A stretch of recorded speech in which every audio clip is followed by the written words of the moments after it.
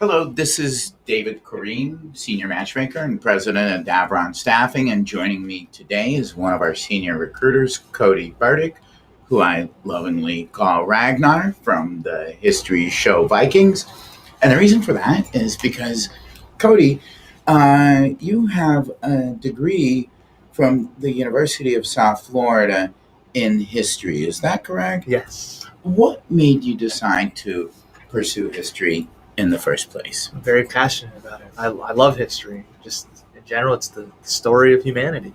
Couldn't agree more. And I know you and I spend lots of times chit-chatting about history and the things that shaped world events. So with that being said, I challenged you to come up with something historical that you can write about. And you decided to write about the history of the resume.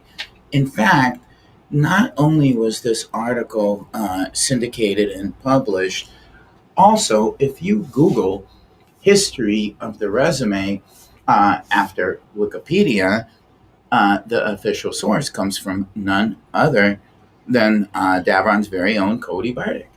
And you can see right here, it's the very next link that talks about the history of the resume. So, Cody, tell me this. Why did you decide to write about the history of the resume? Well, first off, it was interesting, and I felt it related a lot to what we do as recruiters, since we're looking at resumes all day. Well, I thought it would be interesting to go back and figure out where did it come from? Where did the resume originate? I think it's very interesting also because, in doing this for so many years, I never once knew exactly who wrote the first resume, where it came from, how it originated. So let's take this chance to not just educate me, but the rest of the people listening to us on YouTube. Tell us, Cody Ragnar, who wrote the first resume? How did it all get started? Well, the first person recorded to write a resume was Leonardo Da Vinci, and he wrote it to the Duke of Milan seeking patronage, pretty much just listing out what skills he had. Back then, it was very important for people who were like Leonardo da Vinci to seek patronage because what they were doing was intellectual, but it didn't really make them money. So they needed someone to support them. So he's the first one that actually wrote out his skills or the type of skills that he offered on a piece of paper, and it found its way over to the Duke of Milan. Well, how did people get jobs in the first place? How did they get patronage before Leonardo da Vinci put it down on paper and summed it up for him? At the time, it would really depend on your status. Back then, if you were born into nobility, then your job was pretty much whatever your father's job was. And if you were a duke, you'd become a duke. If you were a peasant, you'd likely work in the fields. If you were a skilled laborer, you would be part of a guild, which would keep those trades within their guild, and would also have patronage from a local lord who would support them in either the city they worked in or the area. Understood. So it was a lot of word of mouth. You belonged to a guild. You belonged to a certain group of people. Exactly. So Leonardo da Vinci, who was not just an incredible artist, but clearly an inventor, very forward thinker, is also, I had no idea, Cody, credited with being the first person to actually put together what we now see as a resume, basically a list of skills. What a great idea. Hands it over to the Duke of Milan. Did the Duke of Milan hire him based on his resume? Did he give him any business? Do you know how the story ends? I believe so. It's been a little while since I read it last. But okay. I think he did get the picture. Well, if he didn't, he was silly not to hire Leonardo da Vinci because apparently that guy knows how to draw. Mona Lisa. Did he draw the Mona Lisa? Yes. I think so too. Well, all right. You're the historian. I'm not. So how did it progress? Then what happened? I think Leonardo da Vinci was around, 1482? Yes. Was when this happened. How did the resume progress? Tell us some more, Cody. Well, in my research, I found out about a English land surveyor. His name was Ralph Agus, and he wrote a number of advertisements in which he described his skills, and he had them published in, I believe what they had the equivalent of a newspaper back then, and he just pretty much advertised what he was capable of doing. I don't know if he had any interaction with Leonardo DiCaprio. I Leonardo Da Vinci. And I don't believe he did. He was in a different part of the world at the time, but he had a similar idea. Advertise what I can do to as many people as possible, and someone's gonna ask for my help in surveying. Get the word out there instead of the traditional word. Get it out there in some form of publication, something outside, and listing your skills again. That's very appropriate. And you said that Ralph Agus was a land surveyor. So was it mainly people like land surveyors or very rare skills that people had resumes for or put ads? Or did more common skill sets also have resumes? The reason I ask that is this: although surveying very important, it's not something you see every day. And Leonardo da Vinci, although a brilliant thinker, inventor, and artist, his skill set is not something that is one like, say, a carpenter or a blacksmith. So who then progressed forward with the resumes? What happened then, Cody? I think at the time, it was on a case-by-case basis. In the case of Ralph Agus, I think he had a good idea to find work by advertising his skills. In Leonardo da Vinci's case, he wanted patronage, and he wanted to show what he could do on a piece of paper. But I don't think it spread very widely. I think it was only people who would have had that idea and would have rare skills to advertise that would have used something that we would see as a resume today. What about the word, the term resume? Where did that even come from, Cody? Well, I'm glad you asked that. It comes from French. It's a French word, and it was introduced to the English vernacular when the Normans invaded England and became the new lords and ladies of the court. In fact, even today in the high courts of England, French is still spoken, Norman French to be specific. So there's a lot of words introduced to the English language from French. Resume is one of them. Understood. So, but originally it is a French word, and then by proxy introduced into English society sometime in the Middle Ages, basically. Yes. So obviously, okay. So we're in the 1500s at this point.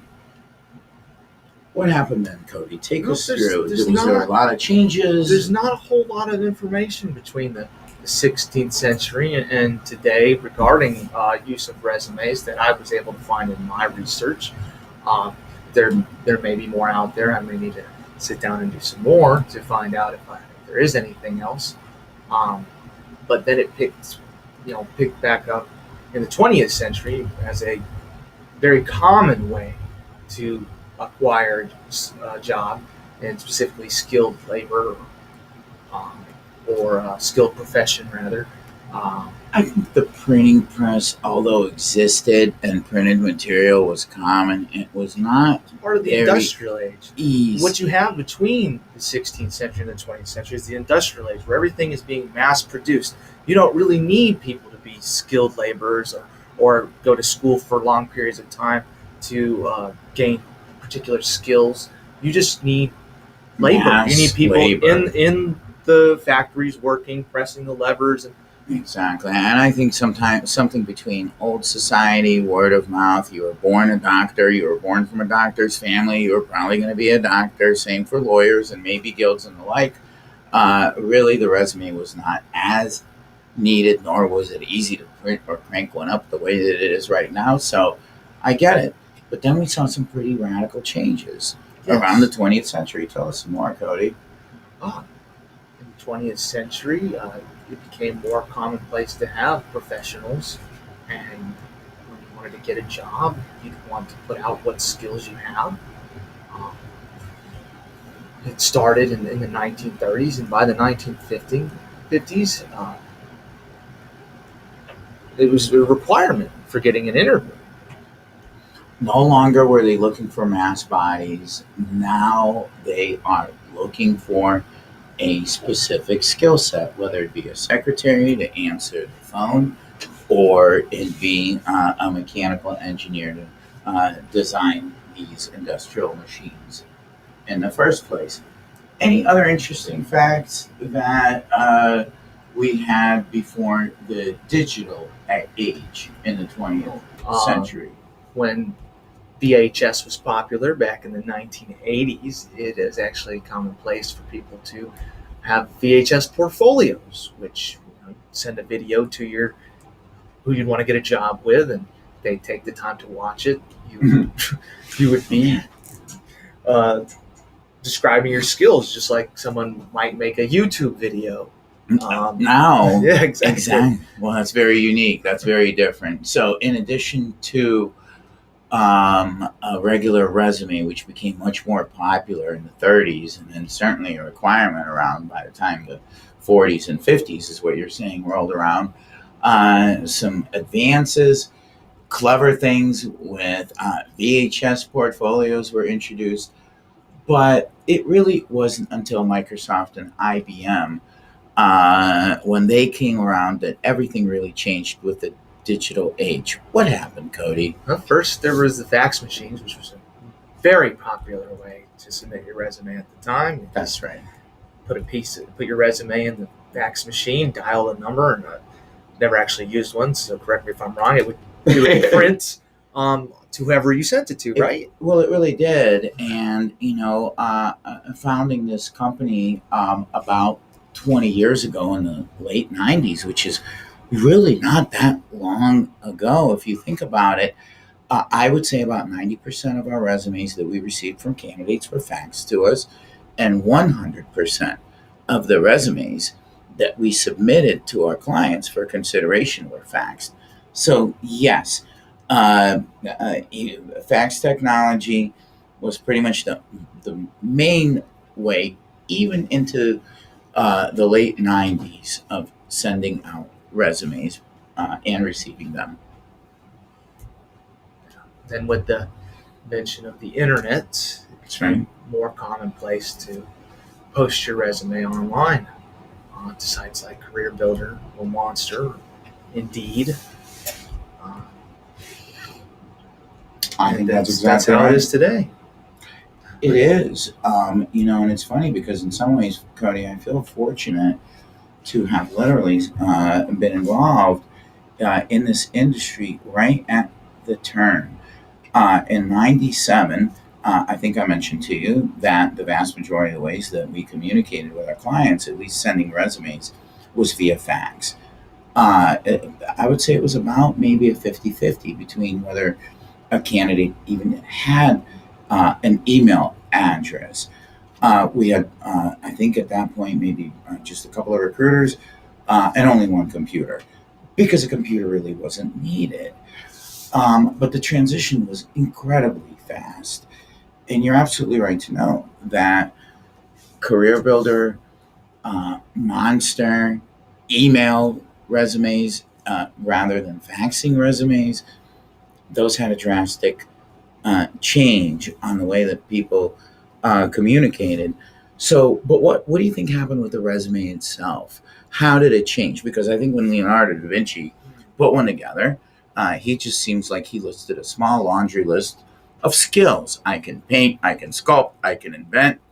It's hard to say. I haven't actually seen what Leonardo Da Vinci put together. I'm guessing you're right. It could have been just a small laundry list of skills, or it could have been pages long, very well describing all of his abilities. I don't know. So how do you think the resume itself has changed? We are in history noted. Now they're on Career Builder. Now they're on Monster. Certainly very different. I would say it's become mainstream.